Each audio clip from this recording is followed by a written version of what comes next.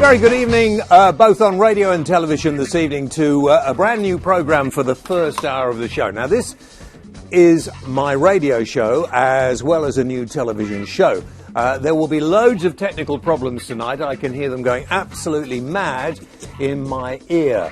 But we will work through it. Now, if you want to see us on television, if you go to Facebook Live, Twitter, we are on all of those social media platforms as well. Tonight, we're going to talk about some of the stories that are in the news. We're going to break the news on this programme. And if you want to get in touch, it's very easy to get in touch as well. Let's have a look at my friend Ricky, who is sitting somewhere outside a newsworthy place tonight. Ricky, where are you? Tonight, James, I'm outside Coronation Street, where all the action has been happening this week. Hang on. Yep. I'm supposed to be the funny one.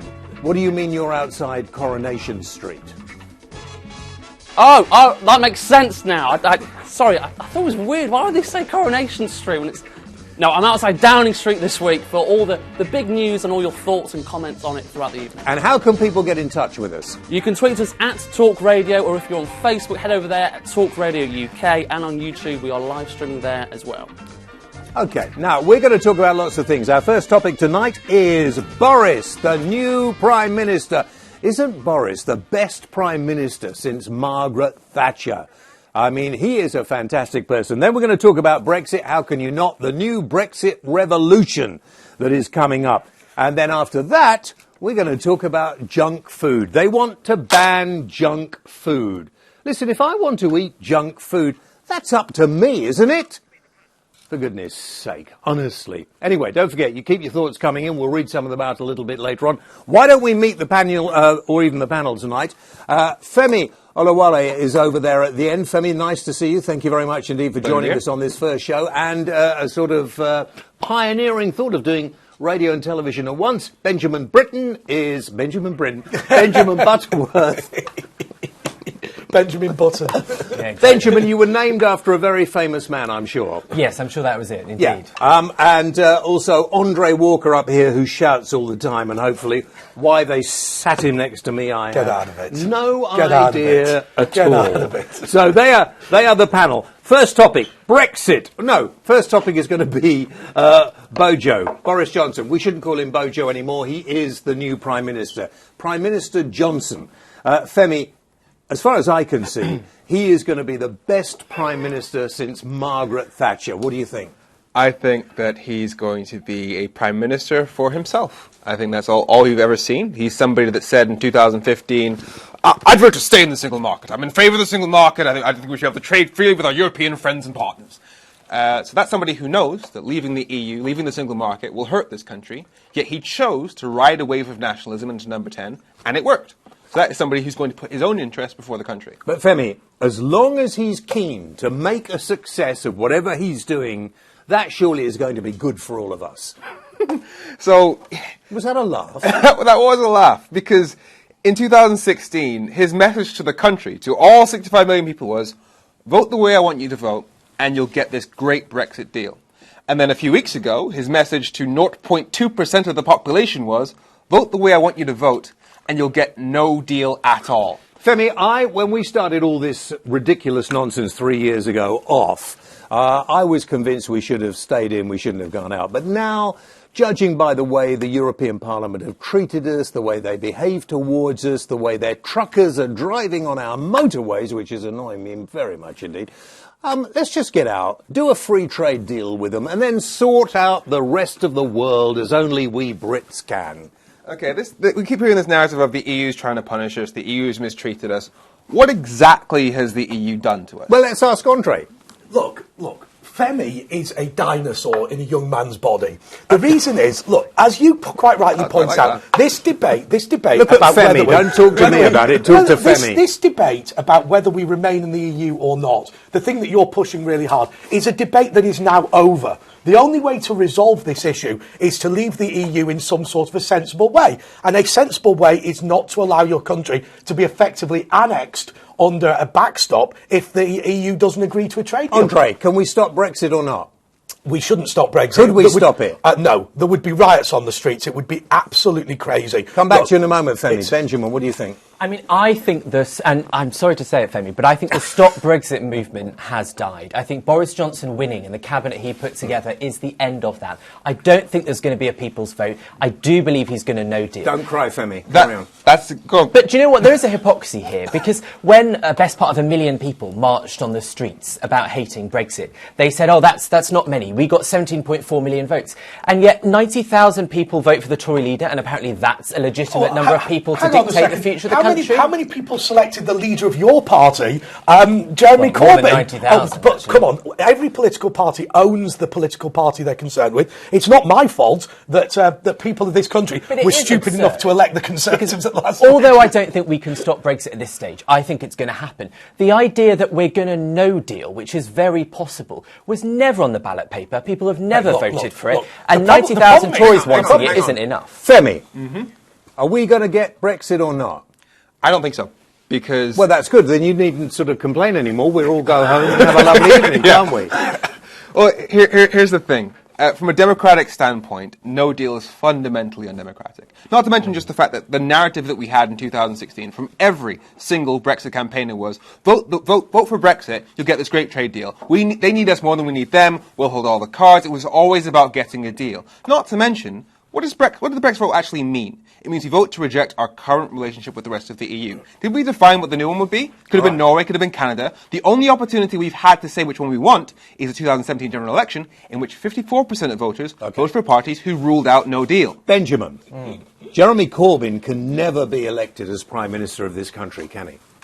Well, I think it's possible still, because Would you want him elected as Prime Minister? So I'm what you might call a Blairite. I never voted for Jeremy Corbyn. So you're a Tory? Well, that's what the people in the Labour Party call me, yeah, for sure. But I'm Labour, I'm a Social Democrat. And I think it is possible that Jeremy Corbyn could get in. If Boris Johnson fails to get this group of Tories and Brexit Party supporters in a snap election in October, then I think you could see a Labour-led coalition. You can't fail to be impressed by Boris's first day in Parliament, can you? Well, I would say that his reshuffle was quite shocking.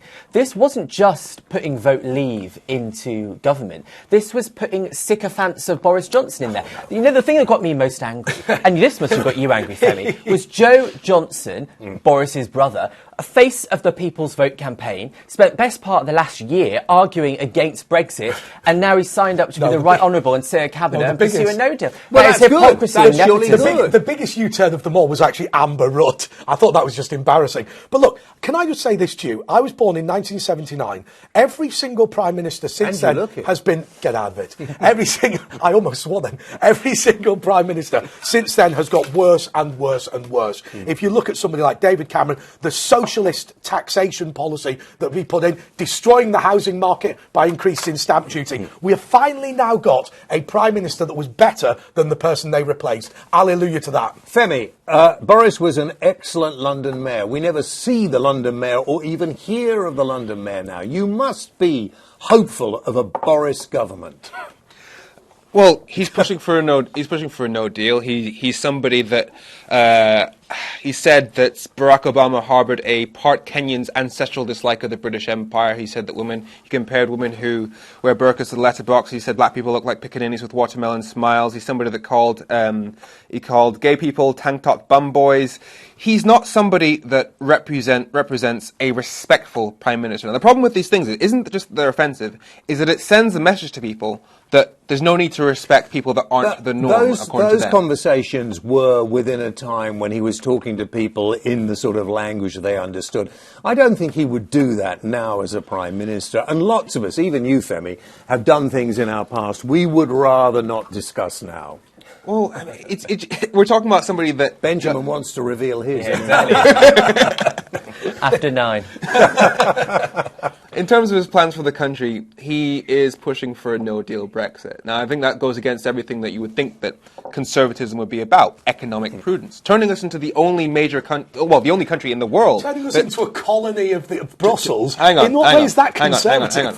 Turning us into the only economy in the world that trades with its closest neighbours on WTO rules alone, obviously is going to make us poor. obviously is bad for the economy because you're doing something that every successful economy has chosen not to do. Hang on, he's right. Hang on, Andre. He's right, actually. If we don't get free trade deals with our European neighbours, we are going to be worse off. Okay, well, let's just say this. First of all, they send twice as much to us as we send to them in terms of imports and exports. But here is the important point. Still going to be worse off.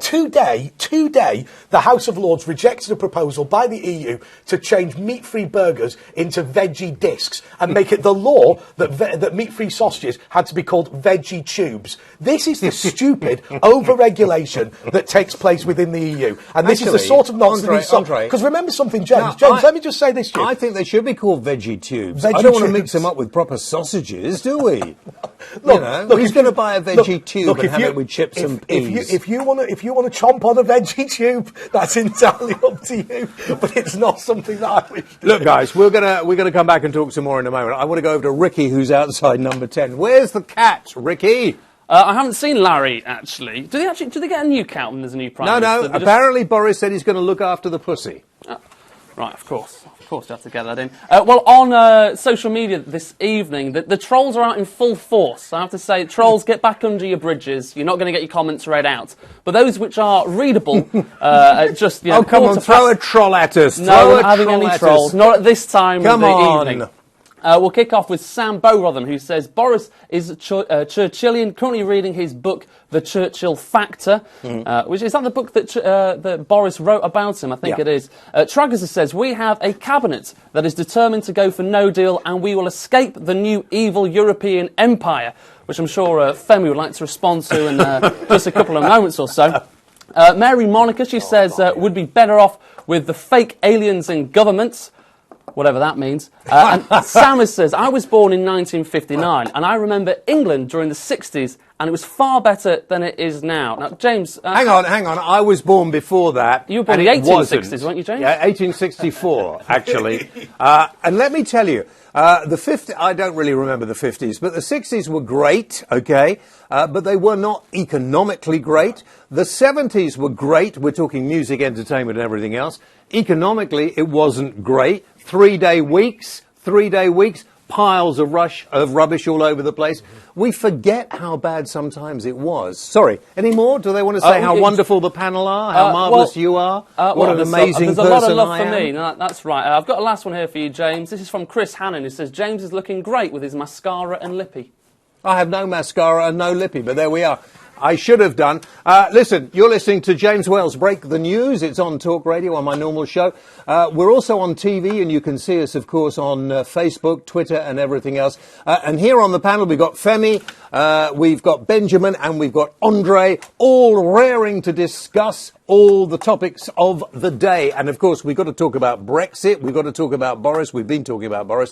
We'll get on to talk about Brexit. And then we are going to talk about junk food as well. Join us right after these words. Don't forget, you can call us 0344 499 1000. Welcome back. James Wells, Break the News. Friday nights. Now, this is a programme that not only am I on Talk Radio, of course, until 10 o'clock tonight, and you can call us later, 0344 499 1000. But this is also being televised in our new TV set, which is rather nice. Femi, Benjamin and Andre are with me on the panel. Lots of people trolling them. They say they all like the sound of their own voices, which is really good because I like the sound of their voices, quite like the sound of my voice.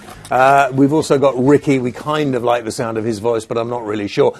Talking about some of the stories in the news, I was going to talk about climate change, but then I thought, why? Because the climate is so fabulous at the moment. Why is everybody moaning about it? Let's talk about Brexit, shall we? Femi, that is your passion. We talked about Boris, who personally I think is going to be the best Prime Minister since Margaret Thatcher, so we've all disagreed about that, apart from Andre here. Let's talk about Brexit. I used to think it was the worst decision we've ever made, and surely we're never going to recover from it. Now I think it's time to get it done, get out, and let's sort out a new kind of relationship with Europe and make sure everybody's okay.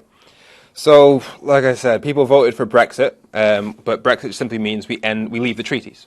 Now, the deal we just negotiated is Brexit, but most Brexit voters don't like it. Because you're shaking your head. But if we leave the EU on the terms of that withdrawal agreement, have we left the EU? Have we left the EU? Answer the question. Answer the question. Your game is how answer the question. No, of course not. These are two remaining options. Well, you think Theresa May's withdrawal deal, where we will be ruled by Brussels until they agree to give us a trade deal, is Brexit? Of course it isn't. Will we have left the EU? Will we have left the EU? Answer the question. Will we have left the EU? No, of course not. Okay, so what you're saying is things that are actually untrue. It's Brexit in name only. Coming from you, I think is something that is fundamentally untrue. Just a minute. Right. So, have we left the EU, yes or no? If we were to use that with... No, we haven't. Okay. So, hang on. Are we going to leave the EU on the 31st of October? Do you think we are? Probably not. What about you, Benjamin? I think we will, and I think we might well no deal. But what I would say to Andre is that if Theresa May's Brexit deal isn't really Brexit, then why didn't you at the referendum say what Brexit was? And I don't say this for the sake of being a Remainer. I think you set yourselves up. No, here is the transaction. The transaction is really simple. We have a Europhiliac Parliament and a Europhiliac Conservative and Labour Party. Did you come up with that word? Europhiliac. Yeah, very good. So essentially, what they are now doing is they're saying, how little of the European Union can we leave and still pretend that we're honouring the referendum result? So, and then they say the most astonishing thing of them all. Oh my God, it's so difficult to leave the European Union. It's difficult because you're voting against leaving the European Union. It's not fundamentally that difficult to do. But look, in terms of Theresa May's deal, the reason I say that it's not Brexit... Answer me this question. What is the worst rule that we will get rid of that the European Union imposed on us? Do you know what this is? This is a question. Answer the question. No, let me just answer this properly. There is a presenter on LBC who thinks that's a really clever question. It's a stupid question. He nicked it off me. No, it's a stupid question. Let me tell you why it's a stupid Listen question. to me. Well, no. Because everybody says we are going to get our laws back, control of our borders and our money and all this. And it really doesn't. Well, let me answer it in two ways. Firstly, I used to be an advisor at the European Parliament, so I can list you legislation all day. You should be ashamed of yourself. I should be, absolutely. Now let's go back and answer the question. Now you've broken my flipping pen. Let me answer the question. The question is this. You never make a constitutional decision based on a short-term policy. But if you want some short-term policies, then firstly, low-energy light bulbs that blind people can't see, turning burgers into veggie discs, the idea that you're going to create a European army, idea that you are We've got a European army. Well, I don't want one. We've got one already. You don't want one? Yes. Get rid of it. Femi. So, sorry, I refuse to accept lies. Article 50, the thing that started this whole process, what does it say? It says, the treaty shall cease to apply to member state in question from the date of entry into force of the withdrawal agreement. So, once the withdrawal agreement comes into force, we are no longer members of the EU. How you brand remaining in the EU is entirely a matter for you. But this is remaining in the EU. No. We are talking about law. It's purely a branding exercise. Listen, this is a really, really good demonstration of the problem that politicians have, because we are splitting this country almost half and half. So whoever wins, there are going to be lots of very disaffected people. Now, Benjamin, you are the voice, sir, of reason. The wise voice. I think actually we're never going to resolve these two sides, these two arguments, unless we actually either leave or decide to properly not leave. And I have to say, and I think Boris Johnson is gearing up for a no-deal Brexit on the 31st of October. I also think he's gearing up for a general election. So I think it's possible that he will go to the polls before doing no deal to get a democratic mandate. So are you saying we might have a general election before October? It's not possible. I would bet money that he will at a soon opportunity. Or will he get to October and say, I can't get this deal through, I can't leave because Parliament won't do it. Exactly. I am going to have an election. No, he's going to say, my hands are tied from Europe and my hands are tied from Parliament, so I'm going to put it to the people and have a general election to make your mind up. I think that's what he'll do. But that is a fundamental misunderstanding, which I think Jacob Rees-Mogg has attempted to answer, when he says, look, we have passed the Article 50 bill, we have passed the EU withdrawal bill, the question is when you choose to commence it. Now, if Parliament does absolutely nothing at this stage, then we leave on the 31st of October with no deal. This is why there was Parliament won't allow it. Well, but Parliament may not be able to stop it because they can't get a majority for anything. Well, that's a very good point. Unfortunately, are our MPs really not up to the job? Look, I wonder. We have what could be only compared to the rump parliament. Look, these are the losers and idiots that have put us in this position. These people really need to go. But I disagree with Ben slightly. And I'm talking now slightly. I'm talking now as a pundit rather than as somebody who has a political view on anything.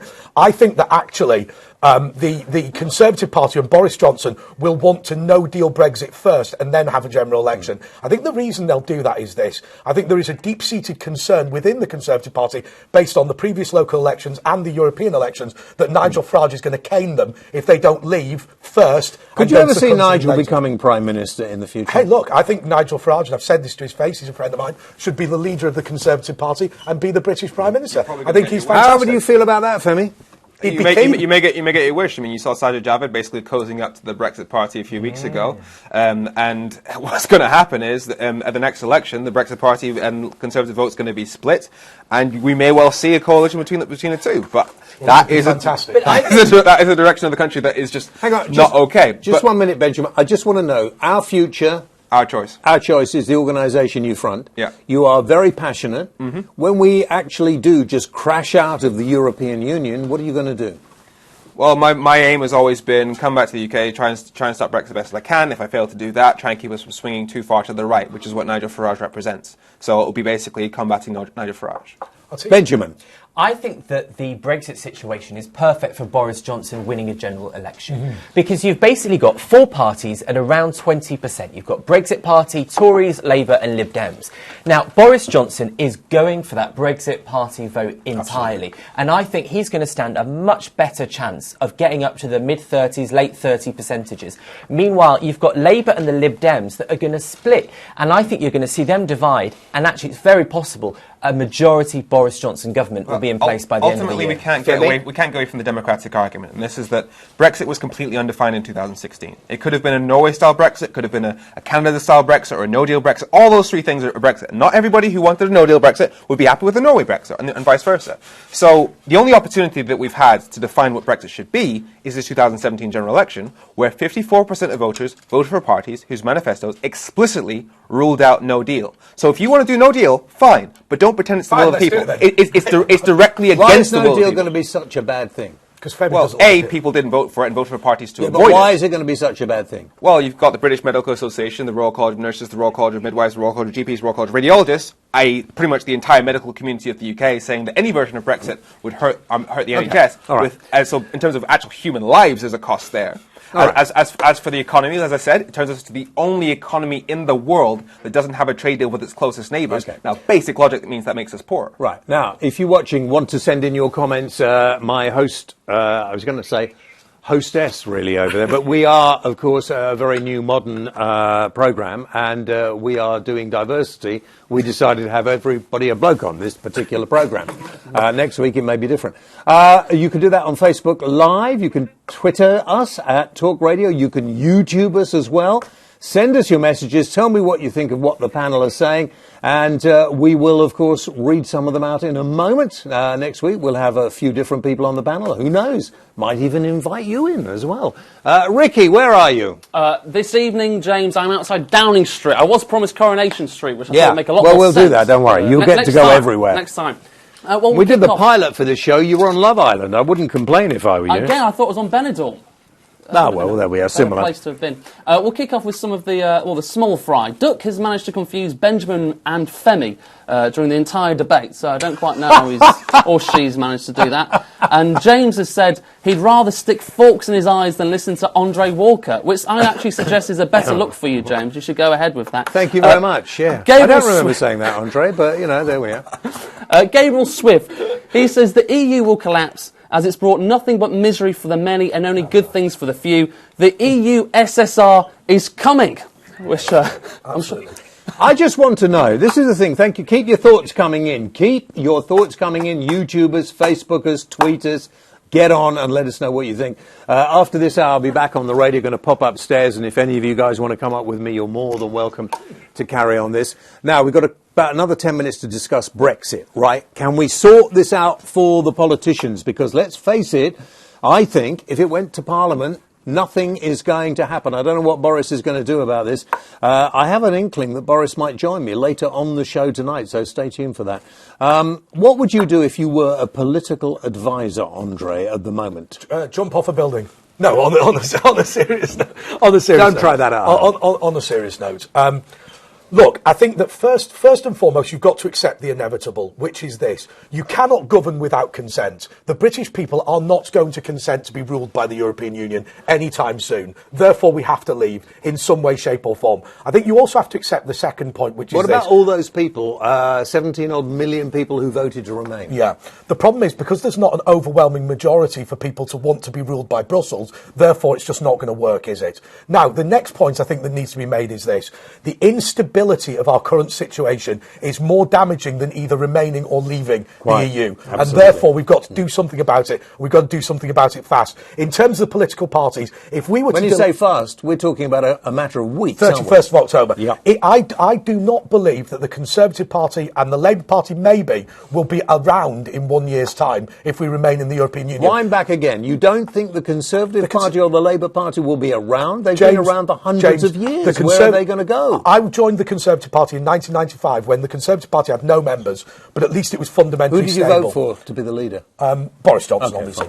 Fine, but the Conservative Party is now becoming unstable and starting to fall apart. It's decline. Can Boris save it? Without a doubt. Because the only issue here is there are two Conservative leaders. There's the leader of the Conservative Party and the leader of the Brexit Party. And if you look at what happened in Northern Ireland when people en masse got rid of the UUP and replaced them with the DUP, that is precisely what can happen to the Conservative Party, and they know it. Femi, what could I do? How could I get you and Andre to be bosom buddies? Alcohol. What you could do is, if we're talking about between me and Andre, I think we could both agree that the EU needs reform. We could both agree that if we do manage to stop Brexit, we need to reinstate the 2011 European Union Act, which says that there can be no further European integration without a referendum in the UK. Put that lock on to satisfy the Eurosceptics. Okay. But in terms of fixing the divide between Remainers and Brexiteers, I think we need to address the problems that led to Brexit in the first place. Largely, I think the biggest, I'll get to that bit in a second. Largely, regional inequality. The fact that we have a country that does not work for vast areas of the country and hasn't done since the Thatcher era, or for a very, very, very long time. The fact that, and it's been a failure of the left that we have this problem. Because the left, when we see inequality in terms of race, gender, ethnicity, religion, we will do something about it. We'll go on marches. But the fact that somebody born in Hull doesn't have the same opportunities as somebody born in Greater London... Do you think going on a march, Femi, ever works? It makes a point. Thousands of people went out and marched against the Iraq War. Thousands of people went out, millions maybe, and other things. Do they ever make a As a political statement, it's pretty much it's one of the very few things that we can actually do between elections. I mean, we have very little voice as a people other than at those elections. But between those elections, governments can do a lot of bad stuff which we want to say something about. So it's the only opportunity we have. Let's find out from Ricky what people who are watching tonight, listening tonight on Talk Radio think about this. Yeah, trolls galore is all I can say. Hang on. Yeah. What does a troll mean? What is a troll saying? Give me a name of a troll. Come on. I wouldn't possibly do that. Come on. No, we don't. All right, Alex. There you are. That's all right. All right. Not all Alexes are trolls. Yeah, okay. But this one is a real nasty one. Hang on. No, I know what you like. You're not reading my screen. You're not reading my screen. Yeah. Okay. All right. Shout it now, aren't you? I can hear them. We'll kick off with British Terrier.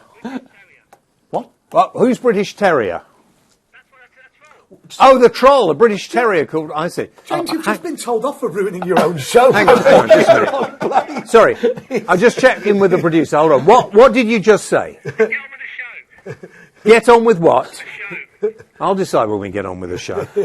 Right, Ricky, come on. Hello, Craig Alex, Summers. what did Alex say? We're not going into what Alex said. Well, do we want to know what Alex said? I want to know. I'll tell you in the ad break. How about that? We can discuss it there in more detail. Craig Summers, he says, I'm fed up with all this negative talk about Brexit. I think Boris can do it because he's got a can-do spirit. Yes. Absolutely right. Gabby says, I'm sick and tired of all these salty Remainers, which I quite like. That's obviously directed towards you, Andre. Patricia Shaw, she says... No, Andre's not a Remainer. Salty Leavers? Never mind. Obviously, the land. Is that a reference to gammon? Because I've had that one before. I didn't know what it was. Oh, but salted gammon. Apparently, it's just kind of a really big insult to people who believe in their patriotic duty. No, I think that the makeup's taken the shine. Get out of it. I'm not wearing makeup. How dare you? Patricia Shaw, this is the last one. She says, we don't want an EU Mafia Club federal state forced on us. They can stick it where the sun don't shine. Oh, dear, oh, dear. Give me an idea. We will, Femi. Give me an idea. Because you're looking, there are lots coming in. Mm-hmm. Is it split down the middle, or more against, more for, what? No, I'd say there is a lot of Brexiteers on here this evening, and a lot of trolls. So it's probably 50-50 trolls. 50. Are the trolls basically Remainers? No. I would say you can't actually tell which way they voted. Good patriotic people. Do you know, it would make a great TV show while we're doing a show to find out where the troll lives and to go around there and surprise them with a camera crew. Under all bridges. I've said this time and time again. Femi. Yeah, the issue about the federal superstate, blah, blah, blah. You mentioned earlier about we already have an EU army. This is one of the things that annoys me, that this idea that we're being forced into an EU army. It is utter scaremongering, total project fear, as you often call it. We're even looking at this particular moment, maybe not now, of joining together with our European neighbours to send a force over to the Straits of Hormuz. But let's be really clear on this. It's basically this idea that the EU is forcing us to do stuff we don't want to do. Defence policy at the EU level requires unanimity. So we could never be forced to join an EU army. In fact, the EU has made several points about our arms trade, saying that they're not a fan of the fact that we sell arms to Saudi Arabia, but they can't stop us because it comes under defence policy. So it's utter project fear. The powers that the EU has are laid out in the treaties. All in right. order to change we them, have to go to a break in a moment. Benjamin, one quick thought from you. The person I feel sorry for in all this is Theresa May, because I think it is possible that Boris will get a very similar withdrawal agreement past Parliament that is almost identical to the one Theresa May couldn't. And I feel very sorry for her. Okay. We will take a break. If you've got anything to add to this, get in touch. Facebook us, tweet us. Any way you can get in touch and let us know what you think as well. On the radio, you can call me 0344 499 1000 next hour, and the hour after we'll take some calls as well. Well, very good evening. Welcome back. This is James Well, Breaking the News, a new live programme. You can see it on YouTube. You can go to talkRADIO's Facebook page. You can go to Twitter, and you can see it.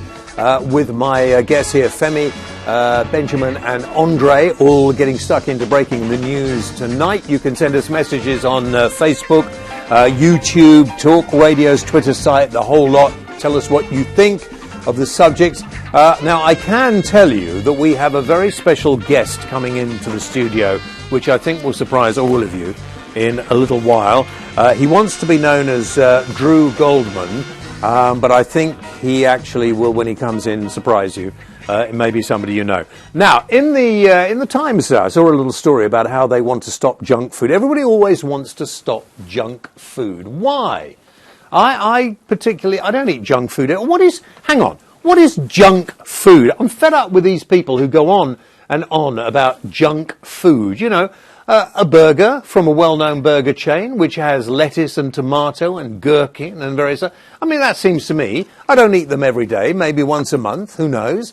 Maybe I'm doing an early show somewhere. I might have one of those breakfast muffin things that some people do, and very delicious they are too. How dare people call it junk food? Benjamin. You know, I'm terrible for eating junk food. I eat a lot of it. I have an awful diet. You know, I daren't confess to my grandmother But you look pretty fit, Benjamin. Yeah, I look fantastic. So maybe I didn't go that far, Benjamin. I said you look pretty fit. But do you know what my frustration is? Is that so many of these foods, including not just things that we think of as junk food, but other foods that have salt and sugar piled high in them to the extent that we end up getting hooked on these things. And I think you really need government to step in to try and curb the amount of salt and sugar in this. You know, they introduced the sugar tax for fizzy drinks last year, and is it Iron Brew or Iron Brew? I don't know how to... Iron Brew. How you say. And they reduced... The sales fell by 20% after they took the sugar out of Iron Brew, which shows that people are hooked on the sugar, and we need to get people off it. Oh, it's just sad, isn't it? What we've got to do is, the little people don't know what to eat. The little people don't know what to drink. Look, you know what? I like smoking, I like drinking, and I like a little bit of junk food. And I honestly think that the idea, what always happens is... You're not going to live very long then, are you? Yeah, but I'm going to have a great time. I'm going to have a great time. I'll tell you what, when you see these... You know smoking is bad for you. No, listen, it's fantastic. No, I'm joking. You know what? I watch these sado vegetarians on the TV. By the way, I prefer to call them carniphobes rather than vegetarians or vegetabilists because it sounds more insulting. But look, all these people that you see talking about healthy lifestyles and whatever, they all look horrendous. They all look like they've slept in a hedge and haven't washed in a month. I think the truth is, it was the sugar tax and all the rest of them are just dreadful nanny-state socialism. I'm not a vegetarian, but I sometimes wish I was. Have you ever been to an abattoir? No. Well, I should take you to an abattoir. I would quite like to take... Actually, I tell you what, I think all school children probably over the age of 10 years should probably have to go to an abattoir. We should all know where our meat comes from. Now, James, can I just interrupt you and just say, it's what the pub landlord said. I don't hate a cow, it's just it's made of beef and I'm hungry. Shush. I've got nothing against it. It's not funny. I've got a special guest coming in now. He's going to come and sit in this chair over there by number 10, and then we'll have a chat to this gentleman. Let's make some noise for him. Drew, come in and sit down. Thank you very much indeed. Drew. Drew Goldman. He's clearly very convinced. Welcome. Now, it has to be said that Drew is Britain's top Boris lookalike. Impersonator. And not only you've got to listen to this, not only does he embrace and portray Boris Johnson, probably better than Boris, actually, I would say. You even sound like Boris. Don't leave your hair alone. Well, I mean, it's certainly odd that, like, my normal voice, I will speak in front of people and they will be like, he even sounds like Boris. And I'm like, no, I don't. When I want him to sound like Boris, I put the voice on like this, Now, is this true, Drew? I may slip back and call you Boris, but is it true that you are actually an anti-Brexit activist? That's correct, yes. And that you've given up practically everything to try to convince people not to leave the European Union. Well, something along those lines. I wouldn't say it's like a every single day thing, but certainly I'm putting myself out there. I mean, you make quite a lot of money doing this, don't you? Paid gigs aren't usually what I'm doing in fighting Brexit, but paid gigs are always a good thing. And now Boris has become Prime Minister. This must be your bank manager must have been on the phone saying congratulations. Not quite yet. It's not quite yet. It hasn't happened. It pretty much had to wait until he got into office. Really. Did you have a few drinks when he got elected? Have a party? I think the party's going to have to wait. I think the party's going to have to wait until I've really given Boris what for. Now, tell me your thoughts on Brexit. And Andre, just try and control yourself, because you're going to be in a real terrible dilemma, because here's your hero, Boris, on the one hand, and Boris is an anti-Brexit, and you know, it's just you're not going to know what to do, are you? Yeah, he's just a thing of beauty. Let me just say here, thank you very much. I'll give you my number later. I will just be straightforward here, because I mean, people say that they'll vote for Boris because he tells it like it is. Well, I'll tell you, I'll tell it like it is. I'm a gay man. I'm a gay man with autism. And I have seen just how much British society and English culture has taken a great big crap on me most of my life, if I'm being honest. So I've got to say, Britain is not ready for Brexit, and I should know that better than anyone, because Britain was not ready for this bitch. Can I ask one question to Drew? One question is this, right? You mentioned you were gay. Is it harder or easier to pull if you look like Boris Johnson? Because he seems to do okay. Well, I certainly wouldn't say I'm getting any tail off the back of it. I think especially given that you're gay, looking at Boris Johnson with the cabinet he just elected, you've got Esther McVeigh, who opposed teaching kids about having two mums and two dads, or same with Andrew Leadsom. Priti Patel. Heck of a lot of them. Jacob Rees-Mogg voted against gay marriage. Chris Williams said some stuff, voted against same-sex so marriage. it's a pretty homophobic cabinet we've got now. So how does that make you feel? It's nothing I didn't expect. Let's get back to Brexit, and we'll talk about homophobia and the rise of it maybe in another programme. What do you think is the main problem as far as you're concerned with Brexit? I mean, it might be good for the country. Well, how do we know? I mean, you know what? How do we know it's going to be bad? because practically all the facts have said that. Every projection has said that. My main concern is that the process, any which way it goes at the moment, strips people of their rights, our rights under the Charter of Fundamental Rights. For which, you know, there are at least 6 what ways rights that are we going to lose if we leave the European Union? Well, as I say, your listeners will have to look up the Charter of Fundamental Rights to actually find out. But you know, when I've mentioned this in any debates I've had with Brexiters, most of them don't even know about it. Not to mention, as a matter of just basic rules, we as EU citizens have the automatic right to live, work, and love in 31 countries across Europe. That means an entire job market of a majority of a continent is open to us. We shut that down. Why do you think so many people voted in this country to leave the European Union, Femi? I think many people voted for Brexit because they were angry with the political system that doesn't seem to care about them. Because we have, like I said, a very, very London-centric country, which has completely forgotten large parts of the country, and they wanted to give the establishment a kicking, and they thoroughly did. Benjamin? I think it's about inequality. But the truth is, I think most of Britain would vote to leave London, frankly, if they could. I think they feel like the metropolitan elite for you know, I would rather... Where do you live, use that. Benjamin? I live in Vauxhall in right in the middle of London. Yeah. Okay, fine. But I grew up in Cheshire, in Manchester. Yeah. And, you know, all of my family are Brexiteers. So, but why do you live in London?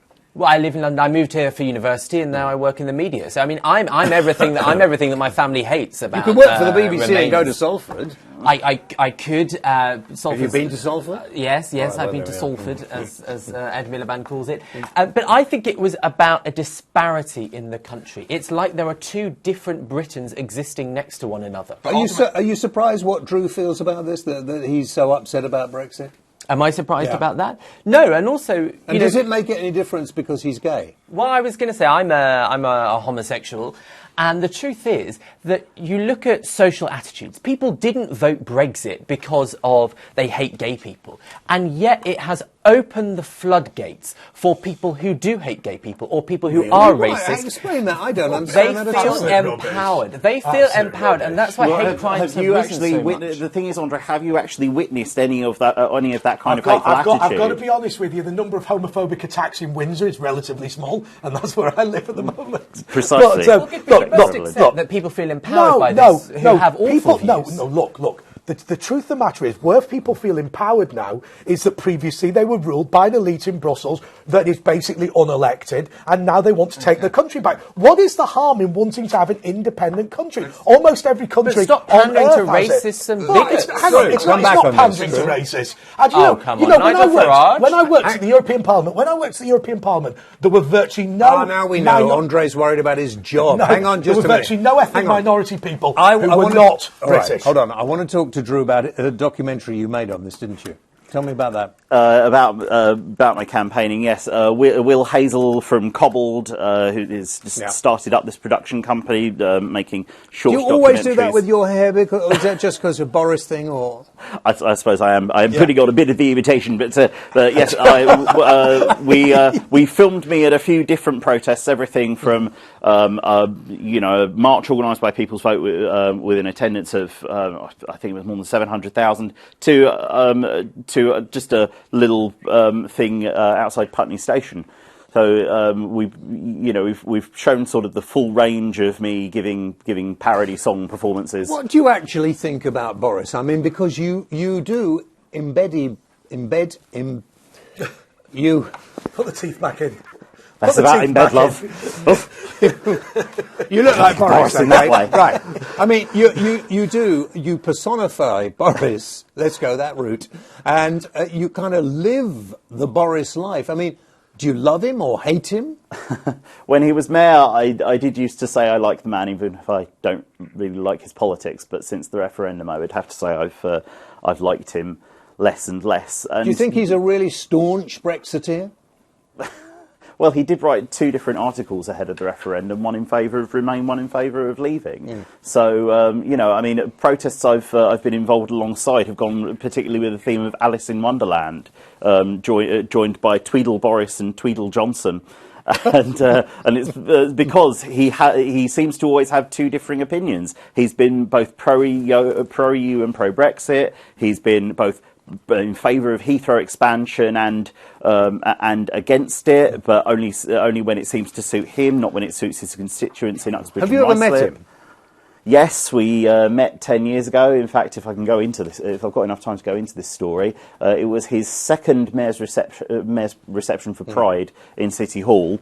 And at one point, him and a women's rights activist were talking about my resemblance to him. I leaned over and said, of course, I'm cheeky enough to say to my friends that I'm the gay Boris, and my friends are cheeky enough to say to me, "There's a straight Boris?" The look on his face was priceless. I would imagine, I've met Boris a couple of times, I would imagine he'd find you very funny and very entertaining. I expect so. I think he would. Femi, what are your thoughts about this as we go into this? Do you think Boris is going to actually bring the country together as he's actually said he thinks he will? By assembling a cabinet of Vote Leave activists that are, well, like I said, you've got Dominic Raab, who didn't know where Dover was. You've got... No, he's found out since then. Congratulations. It's a good thing, given he's going to be Foreign Secretary. Priti Patel, who's our Home Secretary, who defends the death penalty. A whole bunch of ministers who support, who are against teaching kids about two same-sex relationships. All right, because I'm running out of time, what do you think will happen on the 31st of October? Parliament will want to stop Boris Johnson in some way, and that's either a referendum or a general election. Benjamin? I think we'll have a general election, and I think Boris Johnson will win it. We will win back our freedom on the 31st of October, and Mel Gibson will be shouting, "Freedom!" Yeah. Drew, the final word with you, sir. Boris, what will happen on the 31st of October? Who knows? I expect I may have fled the country by then. I'm sure you won't. I think you'll have a lot of work. Thank you very much indeed, guys. I've enjoyed this. Femi, Benjamin, Andre, Drew, or Boris. We'll be back soon. I'll be back on the radio on Talk Radio right after the news coming up now. In the meantime, thank you for joining us here live on James Wales Breaking the News. Thank you. Have a nice evening.